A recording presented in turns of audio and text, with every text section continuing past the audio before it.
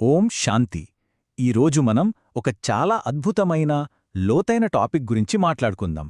సర్వశక్తివంతుని అధికారాన్ని పొంది ఆత్మలు తమను తాము ఎలా శక్తివంతం చేసుకోగలవో ఈ శక్తివంతమైన బోధన సారాంశాన్ని మనమిప్పుడు తెలుసుకోబోతున్నాం. ఈ జ్ఞానాన్ని స్వీకరించడానికి సిద్ధంగా ఉండండి. మొదటగా ఈ ఒక్క వాక్యంతో ప్రారంభిద్దాం. ఇది మన చర్చ మొత్తానికి పునాదిలాంటిది. యథార్థ స్మృతికి ప్రమాణము సమర్థ స్వరూపులుగా అవటము అంటే ఏంటి? నిజమైన ఆధ్యాత్మిక స్మృతి అనేది కేవలం ఒక ఆలోచనగా ఉండిపోదు.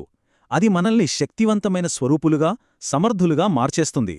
అసలు ఈ మార్పు ఎలా వస్తుందో వివరంగా చూద్దాం. మన ఈ ప్రయాణంలో మొదటి అడుగు స్మృతి దివసం. ఇది మామూలుగా ఏదో గుర్తుచేసుకునే రోజు కాదు. ఇది చాలా స్పెషల్. దైవిక బహుమతులు అందుకొని మన ఆధ్యాత్మిక బాధ్యతల్ని స్వీకరించే ఒక కీలకమైన సమయమన్నమాట. ఈ స్పెషల్ డే మన లోపల ఉన్న శక్తికి ఎలా పునాది వేస్తుందో చూద్దాం. ఆశ్చర్యంగా అనిపించొచ్చు, కాని అన్ని శక్తులకూ పునాది ఒక్క క్షణంలోనే పడుతుంది. నేను భగవంతుని బిడ్డను, భగవంతుడు నావాడు అనే లోతైన గుర్తింపు, ఆ ఒక్క క్షణపు స్మృతి, అదే అన్ని శక్తుల వారసత్వాన్ని అన్లాక్ చేస్తుంది. అందుకే దీని ఒక బంగారు తాళం చెవియలనంటారు. సరే, వారసత్వం వచ్చింది. మరి ఈ వారసత్వం అంటే ఏంటసలు? ఇది ఏదో కొన్ని శక్తులు పొందడం గురించి కాదు. ఇది ఒక పరిపూర్ణమైన స్థితికి చేరుకోవడం గురించి. ప్రతి ఆత్మ చేరుకోవాల్సిన ఆ ఫైనల్ డెస్టినేషన్ ఏంటో ఇప్పుడు చూద్దాం. ఆ గమ్యాన్ని వర్ణించడానికే ఒక చాలా పవర్ఫుల్ పదం ఉంది. మాస్టర్ సర్వశక్తివంతుడు. అంటే ఏంటంటే 1-2 శక్తులు కాదు, సర్వదివ్య శక్తులను వారసత్వంగా పొంది వాటికి స్వరూపంగా మారడం. ఈ బోధనల ప్రకారం చూస్తే ఇది ప్రతి ఆత్మకు ఉన్న జన్మహక్కు. అదే మన అంతిమ లక్ష్యం కూడా. ఇక్కడే మనందరికీ ఒక ప్రశ్న వస్తోంది కదా, అందరూ సర్వశక్తులకు వారసులే అయితే మరి జీవితంలో ఈ పోరాటమెందుకు, ఈ సవాళ్లు ఎందుకొస్తున్నాయి? దీన్ని బట్టి అర్థమవుతోంది ఏంటంటే వారసత్వం పొందటంతోనే కథ అయిపోలేదని. అసలు కథ ఇప్పుడే మొదలవుతుంది. ఈ పోరాటాన్ని, ఈ సవాల్ను అర్థం చేసుకోవడానికి ఒక అద్భుతమైన రూపకం ఇచ్చారు.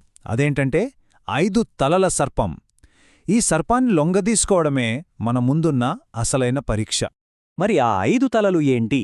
అవే ప్రకృతి, మాయా, మన సొంత స్వభావ సంస్కారాలు, మన చుట్టూ ఉన్న వాతావరణం అంటే వాయుమండలం, ఇంకా మనం ఎవరితోనైతే ఉంటామో ఆ సాంగత్యం యొక్క ప్రభావం.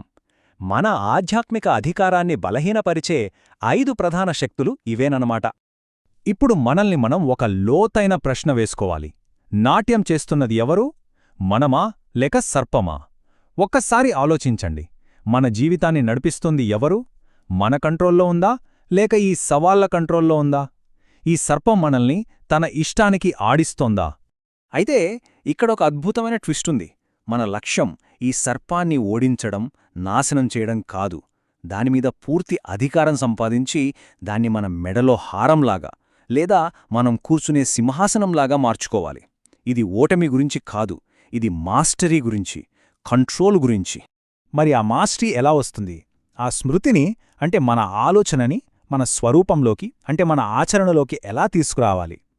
ఇక్కడే మనం ఈ విశ్లేషణలో చాలా ముఖ్యమైన భాగానికొచ్చాం. పరిష్కారాన్నిచ్చే ఆ మహామంత్రం ఏంటో ఇప్పుడు తెలుసుకుందాం.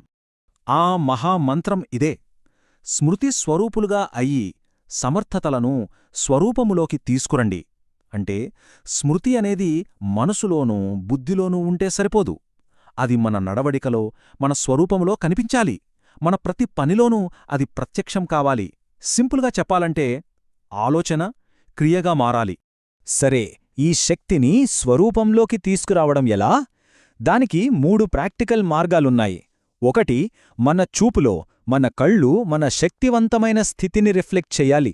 2, మన మాటల్లో అవి ఇతరులకు శక్తినివ్వాలి, ఊరికే సాధారణ మాటలు కాదు. ఇక 3, మన కర్మల్లో, మన ప్రతి కదలికలోనూ మన దివ్యమైన డబల్ లైట్ ఫరిష్తా స్వరూపం కనిపించాలి. ఇక మనం చివరి విభాగానికొచ్చాం. ఈ అధికారం, ఈ శక్తి అంతా సంపాదించాక దాని ఉద్దేశం ఏంటి? ఈ పవర్ అంతా కేవలం మనకోసమేనా? కాదు. దీన్ని ఇతరుల కోసం ఎలా ఉపయోగించాలో చూద్దాం. ఈ అధికారాన్ని సాధించాక మనమీద ఒక పెద్ద బాధ్యత ఉంటుంది. అదేంటంటే ఇతరులకు సహాయపడటం. ముఖ్యంగా ఈ ఆధ్యాత్మిక మార్గంలోకి కొత్తగా వచ్చే ఆత్మలుంటాయి కదా, వాళ్ళకి కేవలం మాటలు, జ్ఞానం సరిపోదు. వాళ్ళు ఎదగడానికి మన శక్తివంతమైన సపోర్ట్ చాలా అవసరం. అయితే ఈ సపోర్ట్ ఎలా ఇవ్వాలి? వాళ్లతో గంటల తరబడి వాదించడం వల్ల ఉపయోగం లేదు. దానికి బదులుగా మన శక్తి యొక్క అనుభవాన్ని వాళ్లకివ్వాలి. వాళ్ల బలహీనతల్ని ఎత్తిచూపడం కరెక్ట్ కాదు. వాళ్లలో ఏ శక్తి అయితే తక్కువగా ఉందో దాన్ని మన శక్తితో నింపాలి. ఇది సాధారణ సేవ కాదు, చాలా ఉన్నతమైన, శక్తివంతమైన వైబ్రేషన్స్తో చేసే సేవ అన్నమాట. ఈరోజు మనం తెలుసుకున్న విషయాల్ని ఒక ప్రశ్నతో ముగిద్దాం. మన ఉనికి, మనం ఉన్నామన్న భావనే ఇతరులకు ఒక శక్తి కేంద్రంగా ఎలా మారగలదు? మనం చేసే ప్రతి పనిలో, పలికే ప్రతి మాటలో, చూసే ప్రతి చూపులో ఈ శక్తిని ఎలా నింపి ఇతరులకి పంచగలం? దీని గురించి ఆలోచించండి. ఓం శాంతి.